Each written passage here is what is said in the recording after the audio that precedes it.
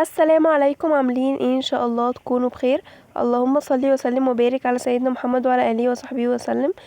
ازيكم يا حبايب قلبي؟ عاملين ايه؟ ان شاء الله تكونوا بخير. النهارده ان شاء الله هعمل معاكم العرقسوس.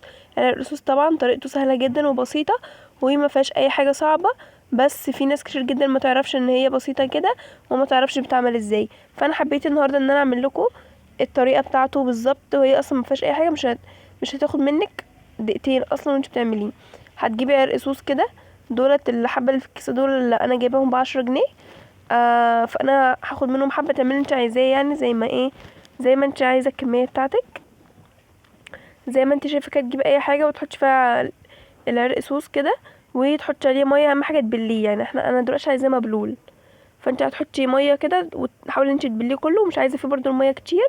فعشان كده ان انا ما قلبتش ميه كتير، واحده واحده، علشان العرقسوس بيدوبك يتبل بس، مش عايزه يبقى فيه ميه كتير. يا ريت يا جماعه ما تنسوش تعملوا لي لايك وتشتركوا في القناه بتاعتي، وتعملوا لي تضغطوا على زر الجرس عشان يوصل لكم اي حاجه جديده انا بنزلها، وتكتبوا لي كومنت حلو شبهكم كده.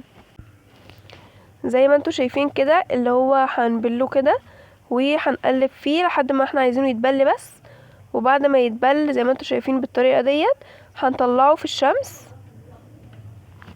هنحطه ساعتين 3 في الشمس بعد ما نبلوه كويس كده زي ما انتوا شايفين. وتفضلي تقلبي، اهم حاجه تتاكدي ان كل الصوص اللي انت حطاه دوت مبلول، واللي انت بلتيه، يعني ما تسيبيش ولا واحده تكون معلهاش ميه اللي هي مش مبلوله يعني.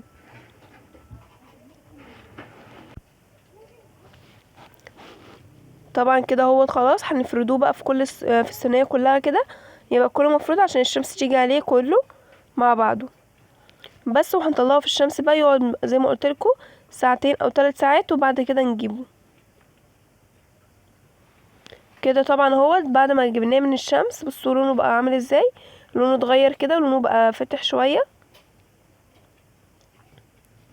كده بعد ما جه من الشمس.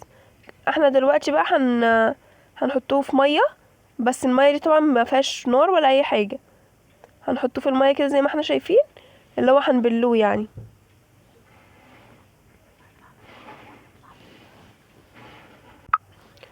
زي ما انتوا شايفين كده، ميه عاديه ما فيهاش اي حاجه، والميه العاديه ولا سخنه ولا بارده.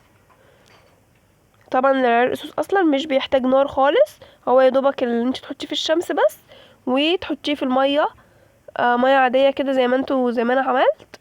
وبعد ما تنقعيه بقى ليله كده بحالها في الميه، هيبقى لونه عامل كده زي ما انتوا شايفين كده، لونه هيغمق خالص، وهيطلع العرقسوس اللي احنا عايزينه. ان انت تنقعيه بس، مش هيحتاج معاكي نار خالص ولا ميه سخنه ولا اي حاجه خالص، هي الميه الحنفيه وتنقعيه ليله بس في الميه اهوت كده. بعد ما عدى عليه ليله، فانا دلوقتي هصفيه اهو زي ما انتوا شايفين كده. صفيته بقى عشان صفيته من كل الحاجات اللي هي الرواسب ديت